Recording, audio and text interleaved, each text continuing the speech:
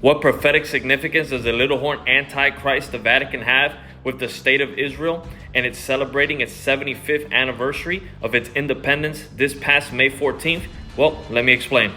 When we go to Matthew chapter 24, verse 32, Jesus says, "Now learn this parable from the fig tree. When his branches has already become tender and put forth leaves, you know that summer is near. So you also, when you see all these things, know that it is near, at the doors. Surely I say to you, this generation will by no means pass away till all these things take place. Heaven and earth will pass away, but my words will by no means pass away. But of that day and hour no one knows, not even the angels of heaven, but my Father only." Now you must learn the parable of the fig tree.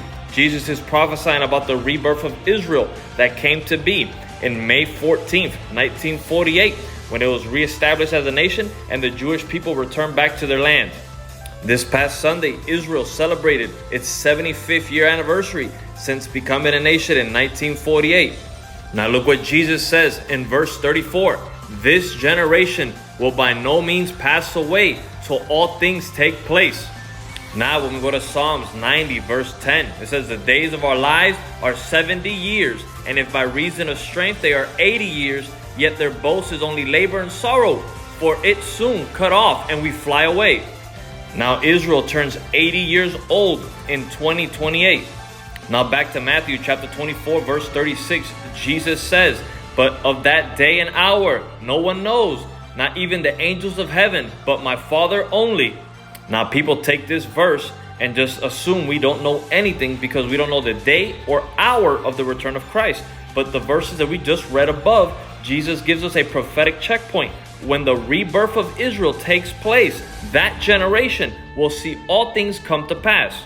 And we just read in Psalms 90 verse 10 that a generation is 80 years. And we are soon cut off and we fly away, post-tribulation rapture. Now, how does this tie into the Vatican? Let's go to Daniel chapter 9 verse 27. This is where everybody gets the 7-year tribulation. "Then he shall confirm a covenant with many for 1 week. But in the middle of the week he shall bring an end to sacrifice and offering." Now some say that the he in Daniel 9:27 is Jesus, and he was cut off halfway through his ministry, and then the other 3.5 years remaining of the 7 was when Stephen was stoned, and then the gospel went out to all the nations. This is simply not true.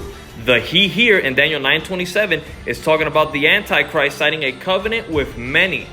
No guessing game or opinions. We know through the fulfillment of prophecy that the little horn Antichrist that Daniel was warning us about is the Vatican. So when they sign a 7-year covenant with many, that's when we arrive at the next prophetic checkpoint. Revelations chapter 17 tells us there will be 8 final popes. And there's been exactly 8 popes since the signing of the Lateran Treaty in 1929 by Pope Pius VI and Mussolini reinstating the Vatican. And on May 14th, 2021, while Israel was celebrating 73 years of independence, the 8th king of Revelation, the Antichrist of Bible prophecy, George Mario Bergoglio, then confirms the covenant with many for 1 week, a 7-year Laudato Si action plan for the world. Pope Francis got into power in 2013. 2 years after, in 2015, he started to promote the Laudato Si agenda. He waited 6 years from 2015 to 2021 to so coincidentally enact this 7-year covenant. In May of 2021, the same year, Israel turned 73, leaving 7 years left on his Laudato Si action plan and 7 years left for Israel to turn 80. Matthew chapter 24 verse 36, Jesus does make it clear. No one knows the day or the... But when we go to Daniel chapter 9 verse 27, it makes it clear that we will know when we have 7 years left, when the Antichrist confirms a covenant with many for 1 week. This took place in 2021. Back to Psalms 90 verse 10, Israel turns 80 in 2028. The same year, the 7-year covenant with many is up, for it is soon cut off and we fly away. Halfway through this covenant, it's going to put us at 2025, and we're going to see the enforcement of the infamous mark of the beast, the Sunday law from the Vatican. The sitting president in 2025, also known as the false prophet, is going to enforce a Sunday law. The rest of the world is going to follow suit.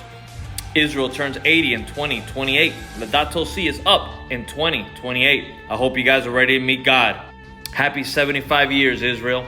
God is always talking. Are you always listening?